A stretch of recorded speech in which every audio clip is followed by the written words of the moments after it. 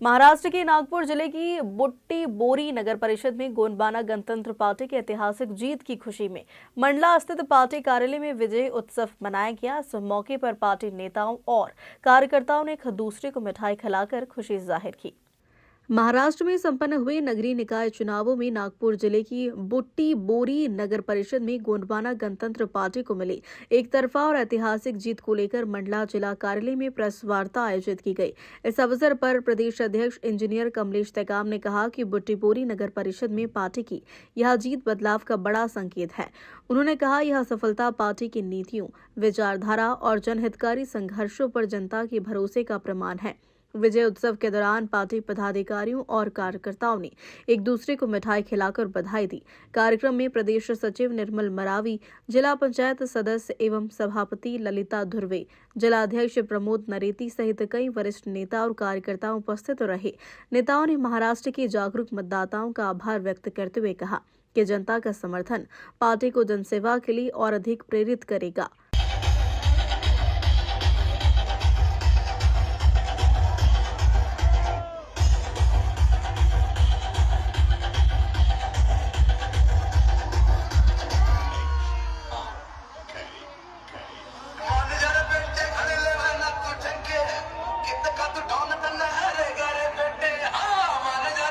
सभी पत्रकार बंधु और मेरे पार्टी के वरिष्ठ साथी, प्रिय कार्यकर्ता, सभी को मेरी ओर से सादर सेवा जोहार।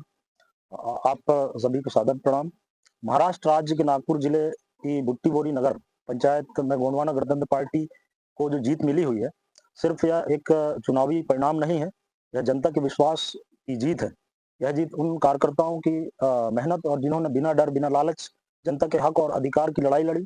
आज बुट्टी बोरी की जनता ने यह स्पष्ट संदेश दिया है कि अब राजनीति सत्ता के लिए नहीं, सेवा, संविधान और सामाजिक न्याय के लिए होगी। मैं इस ऐतिहासिक जीत के लिए नवनिर्वाचित जनप्रतिनिधियों को हमारे पूरे मध्य प्रदेश की ओर से बधाई देता हूं और विश्वास दिलाता हूं कि अच्छा काम करें। गोंडवाना गणतंत्र पार्टी हमेशा सहयोगात्मक भावना की दृष्टि से सभी का साथ देगी और जनता की उम्मीदों पर पूरी खरा उतरने की कोशिश करें जनप्रतिनिधियों को, और यह विश्वास दिलाते हैं कि पार्टी और आगे तक जाएगी और हमेशा अभी शुरुआत है, आगे सभी राज्यों में ऐसी जीत दर्ज करने की आशा करते हैं। जय संविधान, जय गोंडवाना गणतंत्र पार्टी। ये देखिए, अभी पहले की अपेक्षा जो 2003 में सफलता मिली थी, तो पहले मुझे लगता है कि सामाजिक आंदोलन था, क्योंकि हम उस समय छोटे छोटे भी थे और एक शुरुआत थी। हर कोई पार्टी की जब शुरुआत करता है तो नीतिगत और हर कोई राजनीतिक नहीं होते, क्योंकि सबसे पहले यहाँ पर गोंडवाना राज्य की बात कही गई थी, क्योंकि आजादी के पहले से यह लड़ाई लड़ रहे हैं।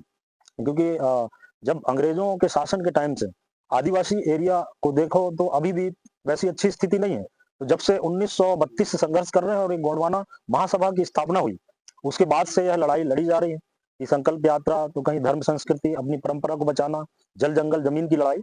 तो इसी की तर्ज पर 1991 में गोंडवाना गणतंत्र पार्टी दादा हीरा सिंह मरकाम द्वारा जो स्थापना की गई, तब से राजनीति की शुरुआत हुई। और जब भी कोई राजनीति, जैसे आज भाजपा सत्ता में है, तो जरूरी नहीं है कि वो एकदम से सरकार में आ गई है।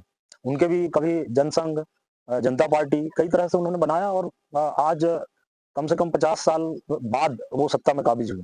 तो कहीं कहीं पे 3 के बाद बीच में गैप भी आया, और अभी महाराष्ट्र में ऐसा नहीं है, एक विधायक भी पहले रह चुके हैं और जिला जनपद में भी रह चुके हैं। तो अभी जनपद जो नगर पंचायत में अच्छी जीत मिली है, तो लगता है कि जनता इन दोनों पार्टियों से थर्ड ऑप्शन की तलाश में है, और वो हम करके दिखाएंगे। तो मध्य प्रदेश में भी हम चाहते हैं कि हमारे ऊपर, गोंडवाना गणतंत्र पार्टी के ऊपर अगर भरोसा करती है जनता, तो वो करके दिखाएंगे।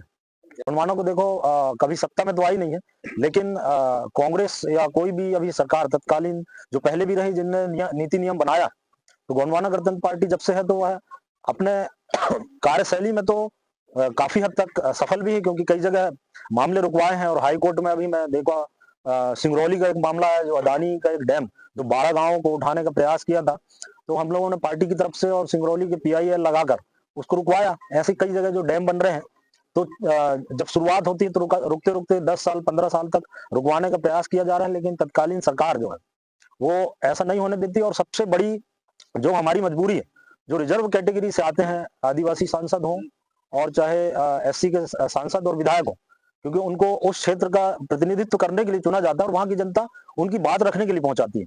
लेकिन उन्होंने आज आजादी के 80 साल हो गए, इनकी क्या हालत है किसी ने भी नहीं बोला लोकसभा और विधानसभा में। तो हम लोग तो अपने लोगों से ही प्रताड़ित है जो जनप्रतिनिधि हैं। क्योंकि आप मंडला में ही देख रहे होंगे, बसनिया डैम चाहे जितने भी बरगी डैम बना तो मंडला को कहाँ फायदा हुआ। तो पहले जो बनाया था उन लोगों को सोचना था, या हमारे जो प्रतिनिधित्व करते हैं तो उनको विस्थापन करना और यहाँ से वहां उनको हटाना, उनके लिए तो कभी डेवलपमेंट हो ही नहीं सकता। क्योंकि अगर ऐसा होता तो 80 साल में कितना रुपया आया होगा आदिवासियों के नाम पे, तो क्या उनका सही उपयोग हुआ क्या। तो ये भी मीडिया के माध्यम से मैं उन जनप्रतिनिधियों को मैसेज देना चाहता हूँ गोंडवाना गणतंत्र पार्टी की तरफ से और मैं प्रदेश अध्यक्ष की हैसियत से, कि इनको सुधरना चाहिए। नहीं तो जो आज आरक्षण का विरोध हो रहा है, सबसे पहले तो मैं जो आरक्षण की बात करते हैं विरोध की, तो उनको राजनीति में आरक्षण की बात करना चाहिए कि उनको पहले हटाया जाए। जब वो हमारे किसी भी क्षेत्र की जनता हो या अपने जिनके प्रतिनिधित्व कर रहे हैं उनका कुछ नहीं कर सकते, तो इनके रहने का क्या मतलब। ये तो भाजपा या कांग्रेस से टिकट पाकर और उन्हीं का शोषण करवाते हैं। मंडला से सलीम खान की रिपोर्ट।